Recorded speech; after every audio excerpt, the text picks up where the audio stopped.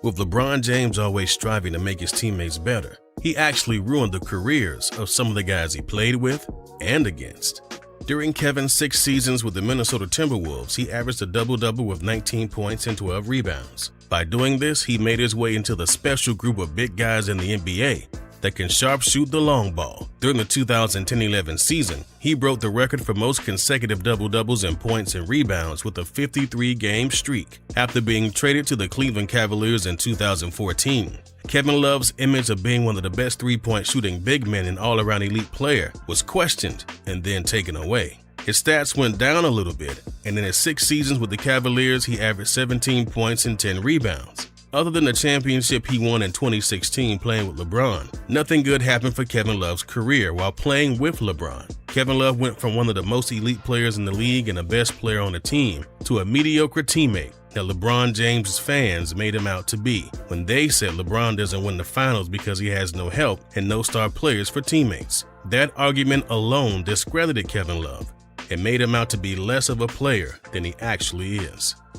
Brandon Ingram was one of the top prospects coming out of Duke, where he was picked second by the LA Lakers in 2016. In Ingram's rookie season, he played 79 games and averaged 9.4 points and 4 rebounds, which is respectable for a rookie.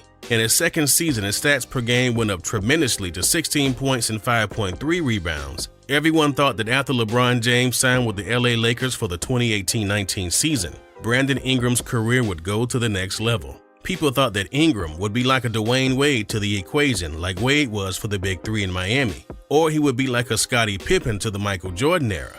But they were wrong. Instead, the promising NBA star stats went down, except his scoring went up a little bit, but it was mainly because LeBron missed games due to a groin injury. But when they were both on the floor, LeBron's play style and leadership changed the way Ingram played, which made him much more of a passive player. Instead of being the player that got the ball at the top of the key, or in the post to create his own shot, the 6'7" forward became a catch-and-shoot type player, which made him less of a threat. After being traded to the New Orleans Pelicans after one season with James in the Anthony Davis trade, Ingram showed what he's capable of, and his stats went back up to 24.3 points and 6.3 rebounds. When Ingram was interviewed about being traded, he was asked what it was like to play with a superstar like LeBron and what it took to adjust to playing different positions to leave the small forward spot vacant for LeBron, and Ingram said, "Just learning what it takes to be great, just taking advantage of different situations on how I can be effective off the basketball, off the ball, on the ball, playing different positions."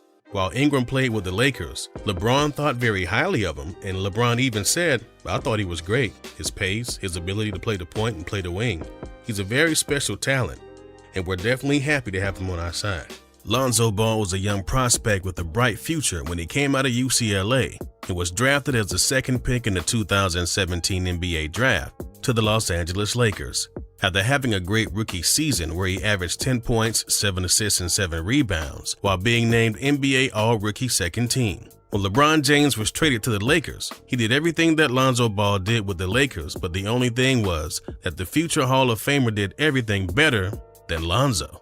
With LeBron being a part of the team now, Lonzo wasn't in charge of the team's primary playmaking duties, and LeBron exposed him by showing everyone that Lonzo was a limited player.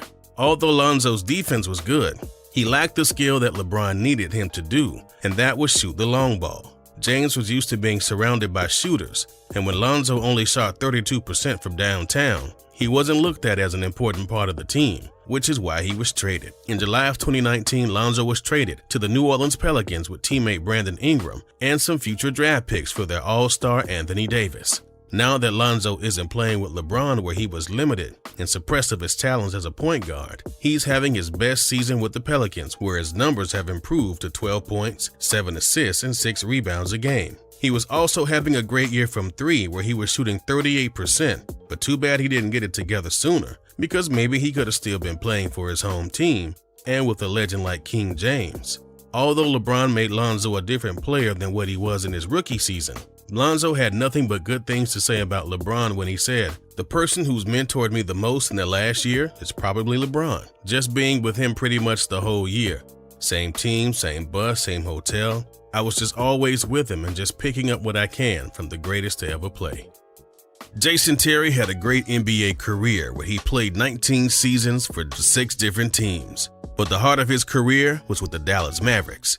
While in Dallas, Jason Terry averaged 16 points and 4 assists and was part of their championship team in 2011 when he defeated LeBron James and the Miami Heat. But when Terry was a part of the Boston Celtics, LeBron dunked on him so badly that he basically ruined the rest of his career. Terry was no longer respected and looked at as a great guard of the NBA, but as the person that got posterized by the king for a dunk that is considered to be one of the greatest.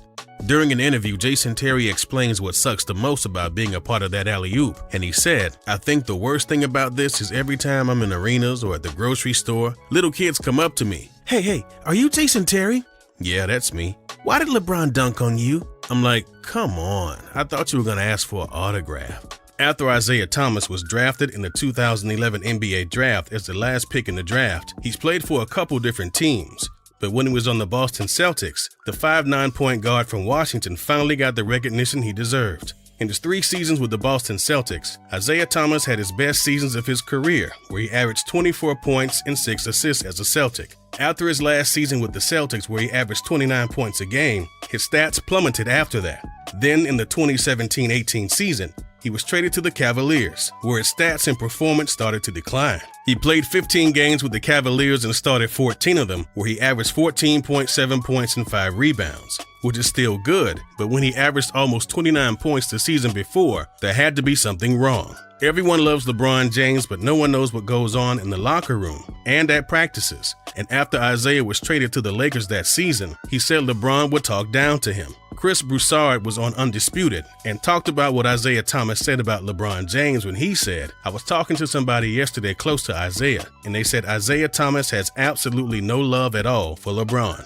He felt like LeBron talked down to him when he was there." Although Isaiah was still suffering through a hip injury that he got in the 2016-17 playoffs, the way the best athlete in basketball talked and treated him had something to do with his ridiculous numbers declining from when he started to play with them, and it has continued since. At Isaiah's first practice as a LA Laker, he said, "This is the first practice I had all year.